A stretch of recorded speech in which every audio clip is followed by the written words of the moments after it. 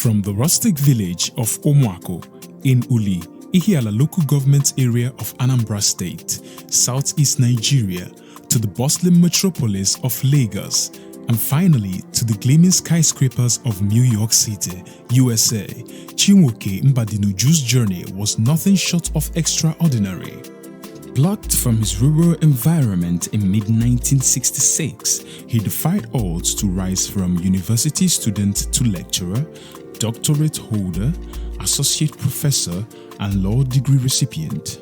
His triumphant return to his beloved country home of Uli was marked by his meteoric rise to the governorship, a rare feat that cemented his legacy as a brilliant and determined man. In 1982, at the ancient kingdom of Uli in Anambra State, Nigeria, the then Igwe Gregory Abasiere honored one of its pillars with a chieftaincy title for his outstanding contributions to the development and growth of the community. Shattering expectations, Chinwoke Clement Mbadinuju chose the simple title, Odera, which means what God has written is written. I would say that he was a gentleman, like I said. And in our town, we don't give any hard person any title. And the Igwe found him worthy of being conferred such title, and he was made he was conferred with that title, Odera, one of you. He was a title holder of Nzenozo in Uli. And you know, in Uli, then and even now, like it is in our Igbo traditional setting, when you are being conferred or given the title of Nzenozo, it's something that they do give on merit. They look at your personality, they look at your contributions, they look at your uprightness as a person in the community. Odera, as a choice of title, reflected his deep faith and belief in the power of destiny. He understood that whatever happened in the life of a person was ordained by God, and this conviction sustained him through many challenges, including his political career as the Governor of Anambra State from 1999 to 2003. In the humble household of Benjamin and Agnes Mbadinuju in Omuako village in the town of Uli, Nigeria, where the tailor's needle danced and the lay reader's voice echoed in the Anglican Church, a future leader was born on June 14, 1945. Mbadinuju, amụrụ n'ezinụlọ Mbadinuju n'Uli. Aha nna m bụ Benjamin Mbadinuju. Aha nne m bụ Agnes Mbadinuju. Papa m bụ onye umeala na ndụ ya niile. Ọ naghị achọ okwu na ụka. Mgbe m jiri mara ya, mgbe m ji pụta ụwa wee mara ya. Ọ bụghị onye na-achọ okwu. Enwe esemokwu n'ime ogbe, asị jee chọọ ya ka ọ bịa kwuo ka ihe a si wee mee. And okwucha ha anya onye ọ na-adị satisfied. That's my father. Look at him there. And ọ na-ekpere Chineke ya na-eleghị anya n'azụ. Ihe a ji eme ka ọ ghara ikpere Chukwu, ọ sị ihe ọ bụ dịbacha. Nke bụ na emegidere, ọ bụ a leader in our church, Seamless Church. Church a dị n'akụkụ be anyị, be nna m. Ọ bụ a leader, echiri ya echi. Anaghị eyikwa afe ka ndị ụkọchukwu. Ọ na-edebekwa ụka, ọ na-ekwukwa okwu Chineke. O jikwa Chukwu egwu bụ my father. And ihe gbasara ihe obodo, ọ na-apụtawaga. Ọ naghị asị ka ya kwere ndị a ma ọ kwere ndị a. Eziokwu dị n'ihe ahụ na-ekwe. Ọ bụrụ ihe a ya arụ ọ rụọ nke ya, afụkwa na ọrụ ọla ya. Ndị ọzọ mgbe ha ji bịa anaghị arụ nke ha. Papa m enwe atọ. Ọnwa atọ, ọ ya ka anyị yiri. Mama bụ okpojanja. Mma asị gị na Baịbụl okwu Chineke a, mama m bụ ya n'isi. Ọ na-agba gị okwu ji a na-enye gị quotation, ị mara na o bidobe. Nwaanyị ifuru n'ebe. Ị gba na o bidobe. ọ ya agwa gị ebe ihe ọ na-ekwu dị na Baịbụl gị wee kwenye na ihe ọ na-ekwu okwu dị mma. O nwekwana ha nzukọ ụmụ nwaanyị ọ na-asị na ya ya eje ihe gbasara chọọchị mama m ejighị egwu ọ zụrụ anyị ọfụma. Onye sị na onwe ihe ya tụtara n'aka mama na papa anyị, onye anyị mara na ndụ ya fọrọ efọkwa. Odera. Chinwoke Mbadinuju grew up in a household where faith and discipline were woven into the tapestry of daily life. Inspired by his father's passion for education and his early interactions with Christian missionaries, Chinwoke Mbadinuju achieved academic excellence from his humble beginnings in the local mission school of Uli to the prestigious halls of Cornell University, New York, USA. At the tender age of 14, Chinwoke gained admission to the Bishop Lasbury Teachers Training College, where he excelled and obtained his Teacher's Grade 2 certificate in 1963. His outstanding performance earned him a teaching appointment at Bishop Lasbury College.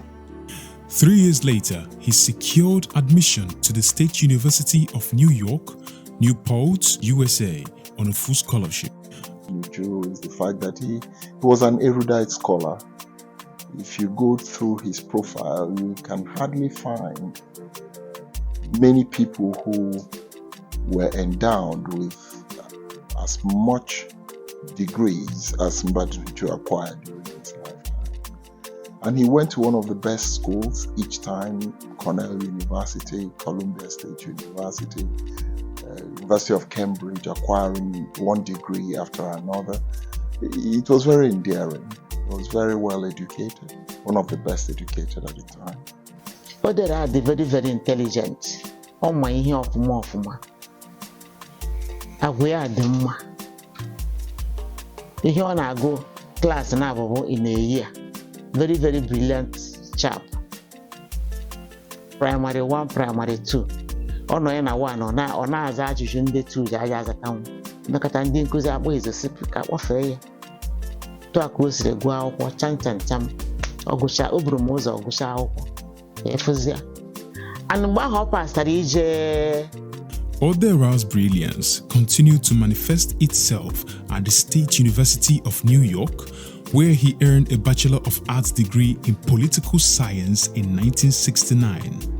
He then proceeded to Ohio State University, Athens, Ohio, where he obtained a Master of Arts degree in Government, specializing in international affairs in 1970. 4-year course. Anyị enweghị ego ya ejije azụ ya. Papa bụ enwe ya, mama m enweghị ụdị ego a. So incidentally, ọ bụrụ na mgbe ahụ ka m pasịkwara ije nkụzi, mgbe ahụ ọ na-apasị ịba 4-year course ka mụnwa pasịkwara ije nkụzi. Salary m ahụ ka papa ya Isaiah na-eji akwụ ụgwọ akwụkwọ ya na-erete. Ihe a ka anyị megide wee kwụcha ụgwọ akwụkwọ ya ọgụcha pụta. As God would have it. O nwere ndị ọcha na-abụ di na nwunye kụziri ha akwụkwọ n'ireta anwụ. Ndị ọcha na-abụ di na nwunye. So ha fụrụ ka brain nwanne m adị wee sị mba na ọ ya eje gụọ akwụkwọ n'obodo oyibo. The plan na eme send off na primary school dị na Uribe. He went to New York. Ebe ahụ na-eti mkpamkpa na akwụkwọ. Result ya bụ ịgbachi akara bụ na ntị na-egi. Ya ụdị brain aha I thank God for everything. In 1973, at the age of 28, Chinwoke Mbadinuju reached the pinnacle of his academic achievements by earning a PhD in government from Cornell University, specializing in international law and relations. A leader should be humble, should be able to bend backward to make peace. That's what leadership is all about. Let me put it this way. Odera was ahead of his time. He was the head of the society. He was elected to govern. That's why Odera was very cerebral, well educated, attended one of the best universities in the world, Cornell. I remember in the year 2000 when Bill Clinton visited Nigeria in the year 2000, and I went with him to receive him. And at the reception, when he got to his turn to exchange pleasantries with when President Bill Clinton got to Odera, because there were, a lot of dignitaries were there, governors and what have you. And when Clinton got to Odera, they got introduced. And Odera told him that he attended Cornell. Bill Clinton embraced him because he also attended Cornell. So Odera was ahead of his time. Remarkably, Odera earned full scholarships for all his degrees, a testament to his brilliance and God's favor. An avid sport enthusiast, he was selected to the All-American University Football, also known as soccer, the first team that represented the United States in an international exchange program at the Junior Olympics in Europe. He was probably the first Nigerian to play soccer against Real Madrid Football Club at its home stadium in the spring of 1970. Despite his outstanding academic achievements at a young age, Odera's insatiable thirst for knowledge propelled him to pursue further studies at the University of Southampton, England in 1975. He earned a Bachelor of Laws degree, LLB, followed by a Barrister at Law, BL, from the Nigerian Law School, Lagos, in 1979. Although armed with 4 solid academic qualifications from renowned institutions, Odera embarked on a distinguished career in a variety of fields. In 1969, while still a student, he secured a job as an administrative assistant at the State University of New York. He rose through the ranks to become a graduate assistant in the Department of Government at Ohio State University in 1970. 1974, he was an assistant professor at the State University of New York and was promoted to associate professor the following year. In 1975, at the age of 35, he became head of the Department of African and Black Studies at the State University of New York. In 1977, Odera returned to Nigeria and began a successful career as a journalist as an international affairs correspondent with the Daily Times of Nigeria Limited. He rose to become the editor of Times International magazine in 1979. With the return of civil rule in 1979, Odera was appointed CEO of Star Printing and Publishing Company, publishers of Star newspapers. To him now, a young, fresh Nigerian in America, and his people seemed to be under siege by the Civil War. And the news he was getting back from his people, his family, left in the village, was different from what was in the mainstream media. That was where he generated his interest in journalism. He needed to let people know the truth. And it was his journalism, his quest that led him to Daily Times, led him to Daily Star, and led him into his career as a journalist. Subsequently, I followed him as a journalist who was at the time the editor of Times International newspaper. Very widely read. I recall that I read practically every copy of that magazine at the time, courtesy of he being the editor. He was a very prolific writer. It was very good to enjoy his reading. So on that basis, I followed him. He later became the Director of Planning at the old Anambra State Governor's Office under His Excellency Chief Jim Ifeanyi Chukwuobodo.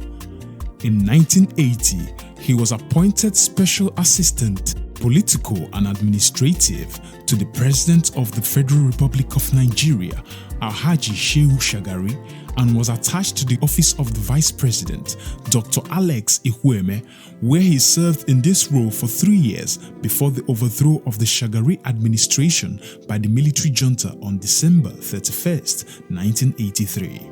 Odera has run a very good race. If you know his background, he was a teacher, and then he started politics early enough. In 1979, I knew that he used to be a personal assistant to Alex Ihueme when he was the vice president. Odera worked in his office. So I think he had seen it all. He had done well. Some man-made obstacles notwithstanding. After returning to Nigeria in 1977, Odera set up his law firm in Onitsha. After all those political things, when he came back, Chinwoke started his practice at Ukptv. I started mine. I continued mine at Enugu. And he was doing very well as a legal practice. I heard people saying Chinwoke was a problem. He had nothing. He became governor. I was laughing. The man had one of the best equipped law offices in Onitsha. Very good library, and he took his practice very seriously. He was an orator, a well-researched legal practitioner, and worked for very many companies that are known and made name out of that practice. Chinwoke was a good legal practitioner. I want to lay emphasis on this. He quickly rose through the ranks of the legal profession and became the national president of the Christian Lawyers Fellowship of Nigeria, Class 1.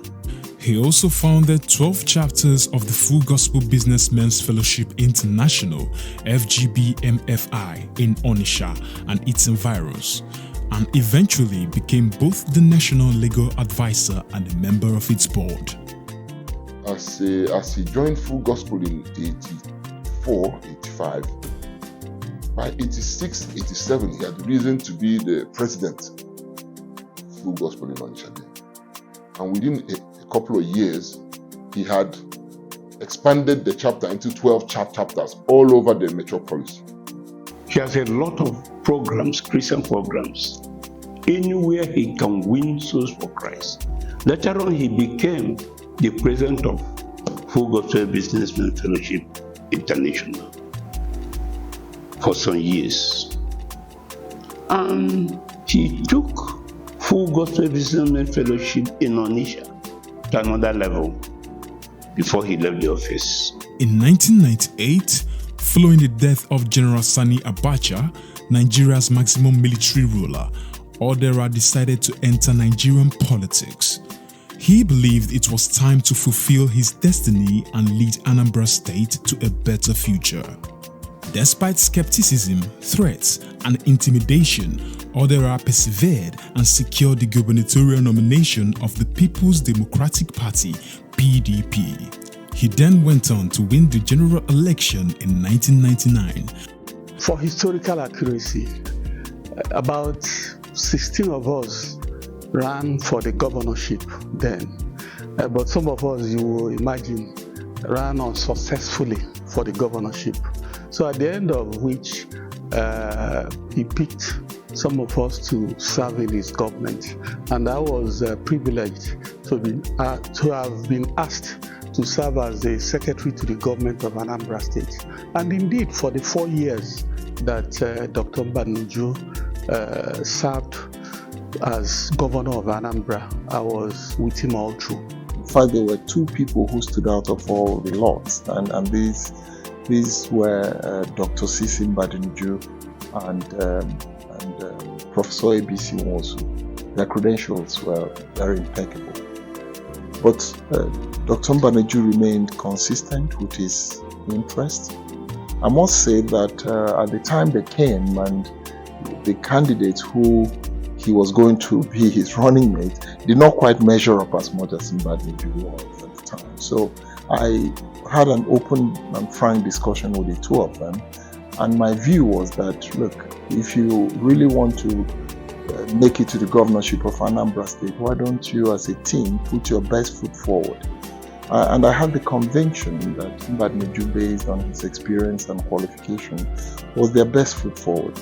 So on that basis, I decided to support Mbadinuju and encouraged him. The rest is history. He ran one of the most effective campaigns, and he emerged ultimately as the governor of Anambra State. As governor of Anambra State, Odera faced the challenging task of rebuilding a state that had been ravaged by years of military rule. Undeterred, he plunged headlong into the task with a firm belief in God's authority over his life. I've said this, what I'm about to say now, privately and publicly. May not be very popular with a lot of things. But you know, in history, oftentimes revisions, people get into revisionism. But I want to say without equivocation that by every measure,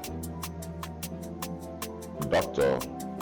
Chinwoke Mbadinuju, as governor of Anambra, did very well. People have very short memories. And because they closed school for a year and so on. So that, for a lot of people, wiped off everything else. Not for me. We'll keep the tabs. Okay? We'll get the checklist. That was what I might call the dark spot of that regime. Closure of schools. Okay? For whatever reason or circumstance or so. And I think that could have been averted. So give that. Everyone in government, one way or the other, you don't get it 100%. But on a score, everything put together, that you did very well. Let me start foundational. He happened to have been the first governor after the transition to civil rule. We know the circumstances in which Anambra State was. In fact, then I was living in Enugu. I was living in Enugu and I was coming from abroad. Every time I was coming, visiting Anambra then, immediately before he became governor, once you cross Ama Sea, welcome to Anambra, your heartbeat will rise. Your vehicle, you were not sure if you were going to go home with it anymore. Notable among Odera's numerous achievements as governor of Anambra State were the following. He cleared the backlog of salaries and wages owed civil servants and government workers by the last military administration and even paid workers Christmas bonus. Mbadinuju was the only governor that paid 13th month and had the local government, all the local government, first line charge on their federation accounts. All the local governments were utilizing their funds to work. Mbadinuju patronized politicians. He remembered politicians. He remembered civil servants. He remembered the stakeholders. They took advantage of his goodness. He eradicated ghost worker syndrome and thus re-established the hope, trust, morale and dedication of the state workers in their government again. He massively developed and provided essential infrastructure such as housing, roads, water, electricity, schools, hospitals and healthcare centers, especially in the state capital, Awka, and other major cities around the state. But when you look at Anambra as of then, in terms of infrastructural development, I think every local government at that point has a road project in their local government. And probably because of political patronage as of then, maybe he was using local indigenous contractors, which I feel at a point affected his zeal and desire to have a perfect road infrastructure in the state. In terms of housing, I think most of the housing, housing or estate you have in Anambra, I think he started most of them. If I remember, I think that time standard construction was handling in Ngozika AC before he was transferred to the Housing Corporation. I think Udoka, he was the brain behind Udoka. then the Akuruno, which is the Abuja estate, which is opposite the government house. I mean, a couple of other establishments in terms of his land policy as of then was to encourage people to come and invest. He opened up the state in as much as some people that acquired those lands did not live up to his expectation.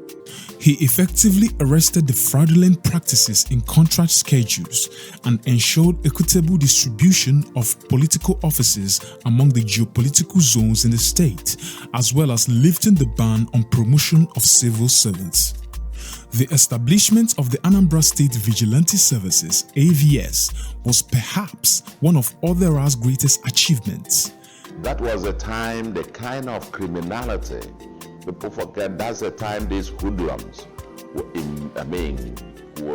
take a whole luxury bus and kill everybody in there when they were looking for money. But then he decided that, only the deep can cut to the deep. The bad could also get to the bad, and so on. They say these guys didn't make themselves amenable to rule of law, and you needed the non-rule of law approach. So he brought in the Bakassi. Many people forget this. Under him, Anambra Vigilante Service was bettered, and then it was AVS, Anambra Vigilante Services. So he did his best in using creating the vigilante structure to checkmate the activities of criminals in Anambra State. And that is one of the high points of his administration. When we took over, we discovered there were two sections of Anambra State who were at war with each other. Umuobam, Aguleri, Umuleri war was raging on. Mbo Ogidi war was also raging on. And when government, through its means, tried to stop the war, the erstwhile combatants turned their guns on the streets of Anambra State, to the extent that even policemen could not go to office with uniform. They will be mowed down by the criminals.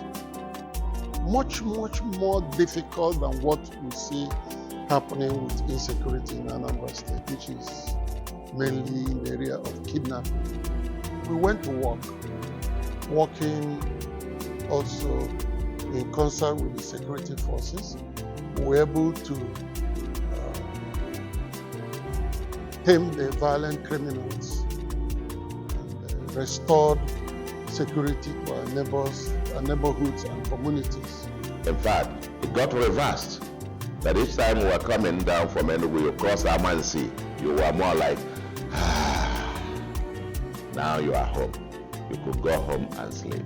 You could leave your wallet on the street. That's what was said then. And then you come back and nobody will touch it. We've forgotten. People forget because it's intangible. Chinwoke Mbadinuju is a role model. When you are looking at a role model for conflict resolution, he's a conflict resolution expert. Within his 100 days in office, he was able to resolve an intractable problem that engulfed 3 communities in Anambra State, Aguleri, Umuleri, and Umuobana. Before his ascendancy into the office of the governor, as governor of Anambra State in 1999. That war, or communal crisis, I can call it internecine sort of war, where so many souls were killed, so many houses, so many properties destroyed. There were so many efforts to resolve the crisis before Mbadinuju came up as the governor of Anambra State. And he made it, that was his priority project. Immediately he entered into office. Within 100 days in office, he was able to resolve that problem and brought back enduring peace Its creation and sustenance ensured peace and security all over the state hitherto overrun by criminals and hoodlums. In terms of housing and other physical structures, Odera built among numerous others the new government house complex, Oka, known as Zig's Place, the Civic Center, now renamed Professor Dora Akunyele Women Development Center, the Judiciary Complex, Oka, the Legislative Quarters, and the Administrative Complex of the State House of Assembly, Oka, the Anambra State Liaison Office Complex at Central Area, Abuja, Federal Capital Territory, the Governor's Lodge Complex at Sokoro, Abuja, and the Civil Service Commissioner's Quarters, Oka. And most importantly, had passion for good service. His legacies are still there. The government house, the current one they're using, and the new one coming up, it wasn't vanished. I've just told you in Anambra, all the things, those legacy projects you can point to, the bulk of them were done by Odera. It's not these days where governors will sink borehole of 1 million naira and use 10 million naira to commission it. Odera believed that service to man is service to God. It is God that will reward you. He came at a point that he had to play a foundational role in making sure that Anambra State is number one state. And that also reflected in his philosophy. He said, "It shall be well with Anambra State," boldly written in front of the government house. And he meant it. And he tried to tackle that from various angles, through prayers every Monday, through fasting Monday, Wednesday, Friday, and by working very hard, and by being accessible to the people, and by focusing on infrastructure development. And again, considering another thing, as at that time, how much was our allocation? I functioned as Commissioner for Finance thereabout. After Works and Transport, I told you I was his turnaround commissioner. I moved from Works and Transport to Finance and Budget. So I'm in a position to know what was coming into Anambra State. And as at that time, wage bill was about 663 million naira. Yeah, and you have to also consider the structure of the civil service of Anambra State. It is top heavy, meaning that a whole lot of people are in the senior cadre, only very few persons are down the line. So the wage bill as at that time was outrageously high. His administration laid the groundwork and eventual institution of free and compulsory primary and secondary education in Anambra State in a desperate but necessary effort to increase male enrollment in schools, and also set up the state primary and secondary education boards as supervisory bodies for the schools. Odera established the Anambra State University, now known as Chukwuemeka Odumegwu Ojukwu University, with campuses at Uli and Ibariam, to help provide tertiary education for the teeming population of Anambra indigenes in search of knowledge. But in the area of education, which is my own area of interest, I would say that he tried marvelously well. Because it was under his tenure that this university that we are here enjoying today came into being. You remember that Anambra State University of Science and Technology was in existence. It was established in 1980 under His Excellency Chief James Nwobodo, and had multiple campuses. Then on the 27th day of August 1991, Anambra State was created. Enugu State went to the Enugu State, and Anambra State came over this area. With the fact that Anambra State University of Science and Technology here in Anambra State became the state university owned by Anambra State. Under Professor Ben Nwabeze, B.O. Nwabeze, the university was made a federal university, which today is known as Nnamdi Azikiwe University. This happened during the tenure of His Excellency Chief Barrister Chinwoke Mbadinuju. He took the bull at the horn, taking into cognizance the teething problem of Anambra State vis-a-vis education, acquiring of knowledge and education. He decided to establish Anambra State University. Unknown to many, Odera procured licenses for 2 oil blocks for Anambra State and established the Orient Petroleum and Gas Corporation, thus making Anambra one of the oil-producing states. It was not fashionable then for a state government to go and acquire 2 huge oil blocks. But he decided to make it the business of Anambra State to own the oil under our feet, and applied and got OPL 951 and 956. If you go to sell those 2 oil blocks today, you will get trillions of naira.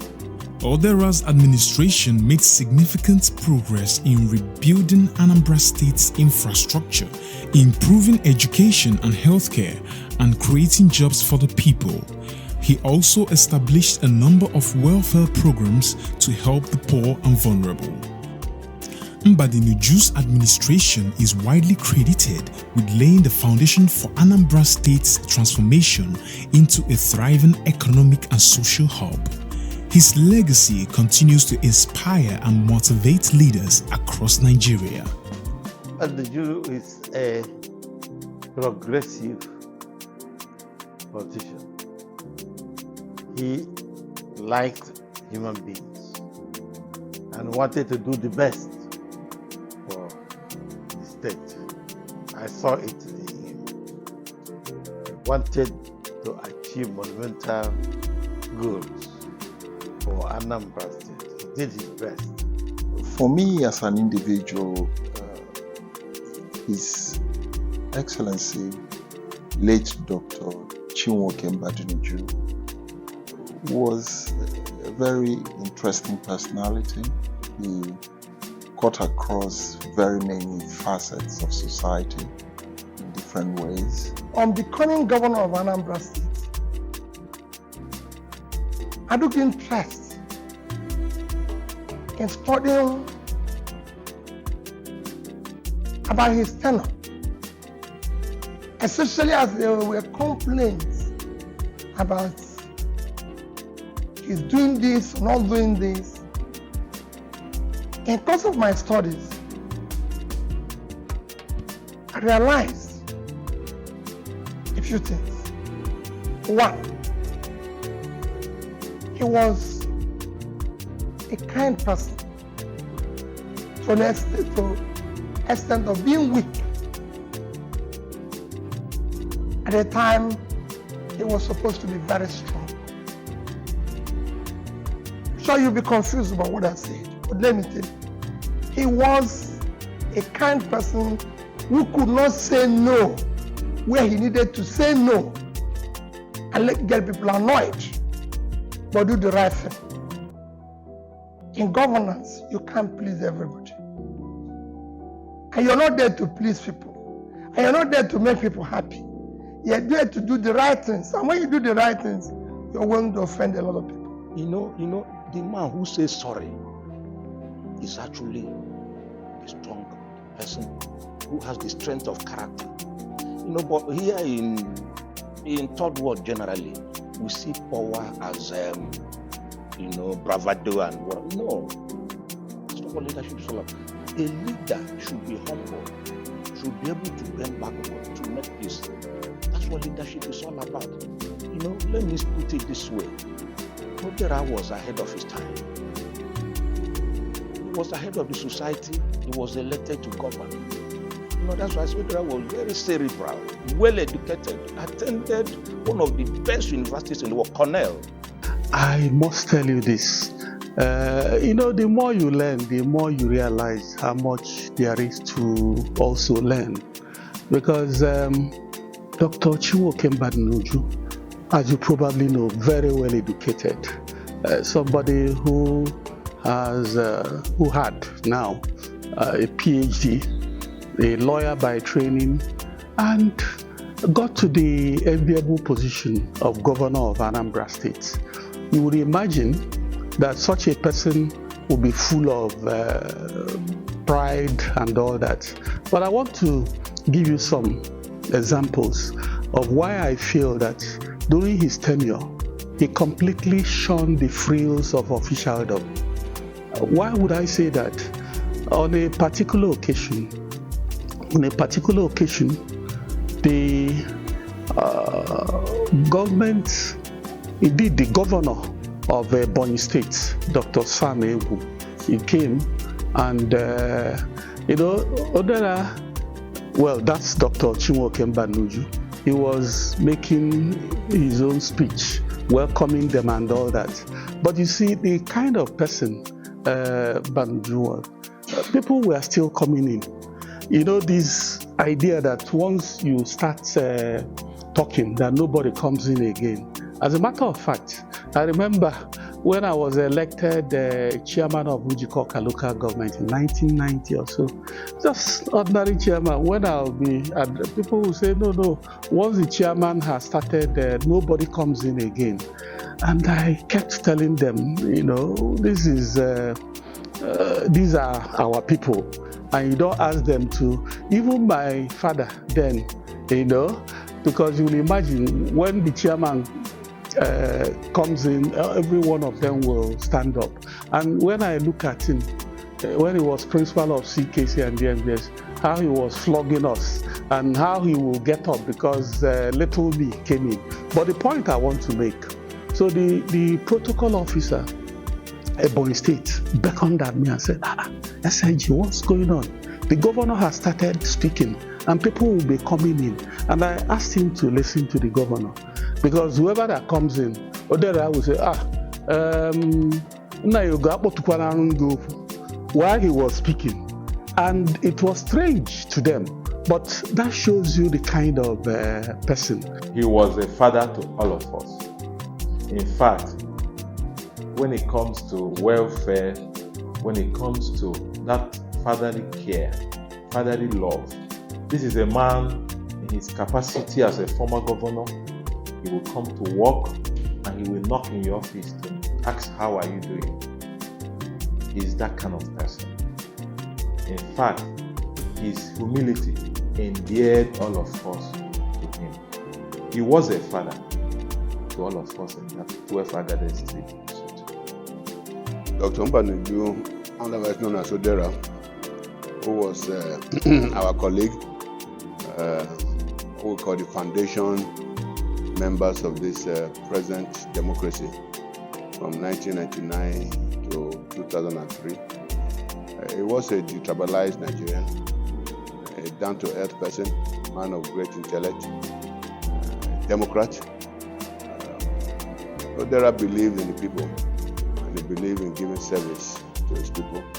He believed in the unity of our nation. And I find him a very down-to-earth person, a friendly person, always full of life, always joking about, just bringing succor and happiness around him, to people around him. Very, very simple-hearted person. I think it will be surprising to say, for all those times I've known him since 1987, late 86, I never for one day saw him got angry. It was always laughter. You come into his office, he has a word for you. If you're a very young man, he will say, the young shall grow. If you need some patience, he will give you some words. He will just give you some words that will make you start laughing. We always had those words, and particularly, he would tell me, and I would tell him,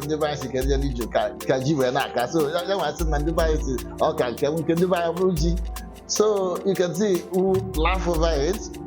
And then so many other things like that. It's a man that I think he taught me how to laugh. He taught me how to be to handle situations and circumstances lightly. And I learned a lot from him. I met him when I was very young. I would be around 22 when I met him, and he should be around 40 something, maybe 40, 41, 42 or so there.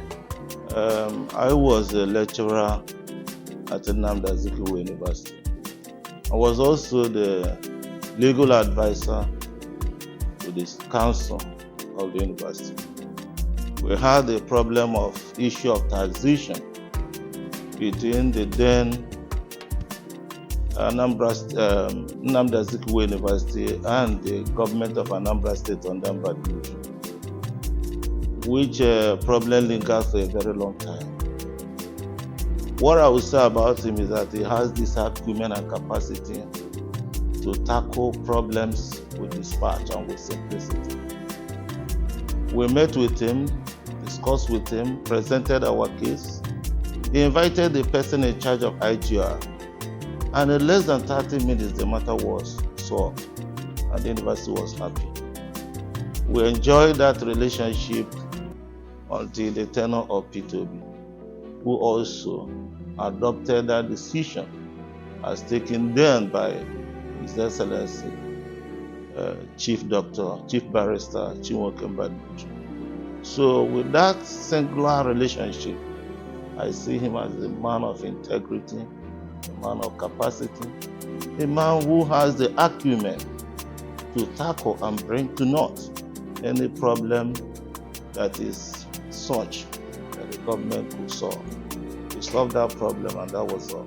The other one was when, also in official capacity, some lecturers of the university were allocated plots of land at the think home area of Anambra State at Oka. And midstream, some of these lands were revoked, and we believe he did not know about it. I was then detailed as the legal officer to approach him, and I approached him in less than 2 months. Those lands were returned to those lecturers. So I see him as a man of justice and fairness, who has the ability to solve problems. Despite the lies and deceit spread by his detractors, Odera's performance as governor of Anambra State was widely praised by notable citizens, the clergy, and the federal government representatives. President Olusegun Obasanjo himself was impressed with what he saw during his visit to the state, saying, "I am satisfied with what I saw on ground." Anambra State even won a gold medal from the federal government for security of lives and properties during Odera's governorship. For 3 years, there was no single incident of violent crime in Anambra State. We also won the National Gold Medal Award on Security and Crime Control. Nigeria's former military head of state, General Yakubu Gowon, was also marveled by the level of infrastructural development Odera had achieved. In his book, Mbadinuju, How I Governed Anambra State, Stewardship and Accountability 2012, Odera provides a comprehensive and detailed chronicle of his travails, achievements, and legacies. As an author, Big Dad wrote a lot of political and Christian literature. I remember his very first one, False Men and True Christians. That was written in 1986. He then went on to write Living by Every Word of God. He wrote books about Israel and the event marking the end of the world, 1987. The one that's turned out to be one of my favorites, God's Kind of Leader. Even when he was in government, he wrote his books that he for his preachings during when he used to pack his cabinet and go down to Onitsha for evangelism, Monday morning prayers. He compiled all those prayers and all that into books. He also published his memoirs, How I Governed Anambra State, and laid it all bare. Even right down to the controversial issue of Trinity, as espoused by Bishop Adeboye. He wrote a book to contest Adebayo's beliefs. In addition to being an excellent family man and community leader, Odera was a great statesman who exemplified what a good politician should be: honest, God-fearing, and with the overall interest of his people at heart. Growing up in our family, we're a family of 8 kids. My dad had, my mom had 5 of us. 6 actually, but we lost a sister, 86. But also we lived with my cousins who lost their parents in 83, 84. And we all had to live together. So we were a household of 8 children, and General Odera was a disciplinarian, and that's what I have to start with. He made it very clear where he stood. He made it very, very clear that we, the children, had to toe his line. From very early, we are immersed in Christian spirituality. Most more, as I say, virtually every morning, had to wake up early for the morning devotions. And those evenings as well, we always made sure that we had went to the services. And it was a Christian upbringing. Now I'm grown and I think about it. It was a real Christian upbringing. Now he has a good wife. He has a very nice children. So in terms of legacy, he has left quite a lot behind. And these his children and grandchildren, they all have a pride in him, that when they say they are Mbadinuju's children or grandchildren, I think there's a place for them in the society. Odera he died as an elder statesman, and during his period as the governor of Anambra State, his goodwill did not end with Uli people. He extended it, like I said earlier, to Anambra State, Ihiala local government in particular. You know, yes, we have some prominent people in Anambra and Ihiala today. I mean Ihiala LGA. You know, we have some prominent men and daughters in Anambra's Ihiala local government area today. And I can go on and name, you know, many people he empowered, he carried along during his time. When you come to Uli, to be precise, we have a whole lot of them, because before the coming of Mbadinuju, when you hear that an Uli man or a local government man is a commissioner, it looks as if Jesus Christ has landed in the entire local government. But immediately Odera came in, we know that somebody like Honorable Ken Emakaya was a commissioner. We have so many appointees. We have a late Dr. KDC Kiwe, who was an appointee in his government. We have Honorable Shuman Zeribe from Ihiala. We have Captain Nick Mbezu from Ihiala. You know, we have a whole lot of them. We have Engineer Fab Ozibo, is from Uli. You know, you go down to the other part of local governments. Iseke, we have Okaka, who was then an honorable member of the State House of Assembly.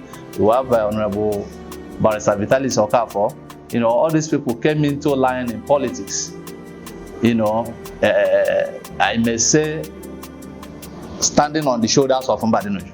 Whatever Ihiala local government is today in politics, in the politics of Nigeria, in the politics of Anambra State, the limelight, Mbadinuju contributed much in placing Ihiala where it is today politically in Nigeria, even by raising human beings that he raised in Ihiala today. That is why in Anambra State, if you call political gathering, if you call stakeholders today, Ihiala seems to be outnumbering some other local government. They were because of the type of support Mbadinuju provided for the people of Ihiala local government when he was in power. And today, Mbadinuju is gone. I believe Mbadinuju has ministered before me. Mbadinuju evangelized while he was alive. Mbadinuju contributed his quota while he was alive. Mbadinuju tried his possible best to show service to humanity, because service to humanity is the best work of life. Today, Mbadinuju is gone, and the people of Ihiala were being consoled by the life he lived. For those who have a very close relationship with him, and we are being consoled because not so many people of his age, even those that were born the same day with him, had the opportunities Mbadinuju had when he was alive. And Mbadinuju has run his race. He has male and female children. He has family, and they are doing well. And he has all of us that he's leaving behind as an Iroko from here, local government. I pray that God will strengthen us to be able to assess and wear that big shoe that he wants to wear, and then continue to sustain the glory in the local government. In terms of direct empowerment to the people of Ihiala local government, I don't think that any politician have been able to do even 20% of what Mbadinuju did for the people of Ihiala local government when he was a governor of Anambra State. Appointments, you have several commissioners. Then, I know Ihiala had commissioner for lands, we had commissioner for works, we also had a commissioner for women affairs, among other senior special advisors he gave to people of Ihiala local government. And I know if you go to some of our platforms today where people are commenting about Dr. Chinwoke Mbadinuju, his life, I saw a lot of encouragement. People are appreciative of what he did for them. He may have gone down in history as the most vilified, misunderstood, and antagonized governor in the history of Anambra State politics, but his philosophy and legacies will always remain indelible in the annals of history. Despite the challenges that he faced, Mbadinuju faced a horrendous security challenge. When he was running as governor, there was kidnapping everywhere. So what happened to Mbadinuju was just give a dog a bad name, just to destroy the dog or to kill the dog. There was nothing they didn't do to stop him. And in Anambra State, it's clear that people celebrate those without legacy and those with legacy. Despite the meager resources from Federation account, what they were getting then was between 580 to 620 million maximum. Salary between 450 to 480. So he had about just spread of 100 to 150 million to execute whatever infrastructure in the state. And he was able to build State Assembly Complex, Judiciary Complex, Ekweme Square, Dora Akunyele Square,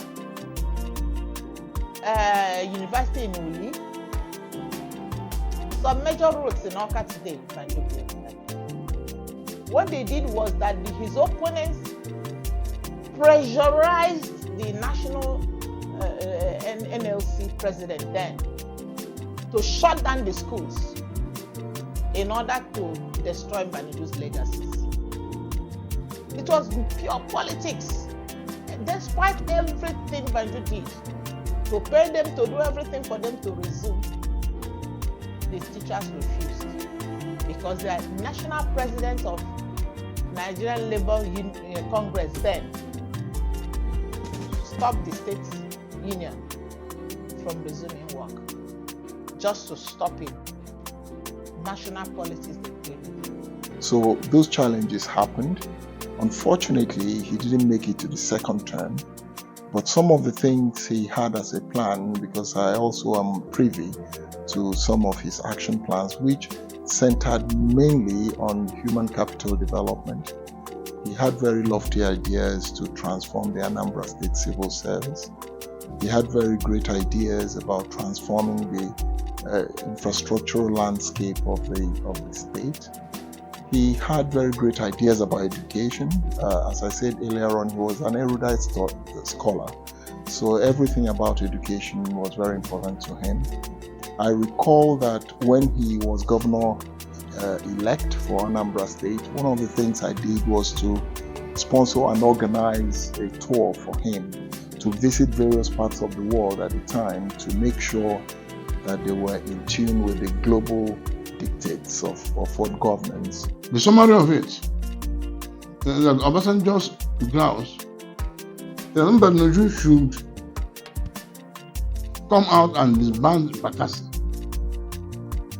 But the existence of Bakassi gives the impression that he's not doing well with the Nigerian police. That it means there are two commanders in chief. People hear me very well. And if he doesn't do so, he will not give him second term. Mbadinuju said, "You're asking me to return to Egypt. People of Anambra State to now be subjected again to what they were before I came. They want me to accept it so that I become a second term governor. President Obasanjo, take your office in the interest of my people. I'm not going to do this plan back." What I have told you, President Obasanjo is alive. Mbadinuju, in the interest of his state, Anambra and Ukptv and the whole world, opted to leave his second term, that enter his second term, and go and remove Bakassi and keep the people of Anambra State in jeopardy. So he suffered because of us. After he left office, incidentally, I was part of we represented him in some of the cases that was ongoing at that time. So in the course of that, we got to know, had a personal relationship with him because we were doing briefings, we were doing reviews, we were doing strategy. Well, most of the episodes that happened at that particular time, we were all with him. But in all those times, Odera was very resolute in God. He has always said that everything that was happening at that time was the will of God. And that with time, the tide will pass by. And that's exactly what happened. While after the numerous accusations and all that, the High Court in Onitsha gave him a clean sheet that he was not liable for every accusation that was leveled against him. So within that particular time, Odera thought then he will push you to research, look at this angle, look at that. He exposed me to a lot of research work to ensure in the course of handling those cases at that time. And also taught me within that process to always speak the truth, because it's only the truth that saved him. Yeah, on. I'm sorry I have stepped on any toes. But also people who have wrongly accused me of one thing or the other, because I was governor of Anambra State. Indeed, Chinwoke Mbadinuju epitomizes a man from humble beginnings to the heights of power, a man of faith, brilliance, and determination. Adieu Chinwoke Mbadinuju, a colossus of Nigerian politics, a beacon of hope for his people, and a true man of destiny. Odera, Odego.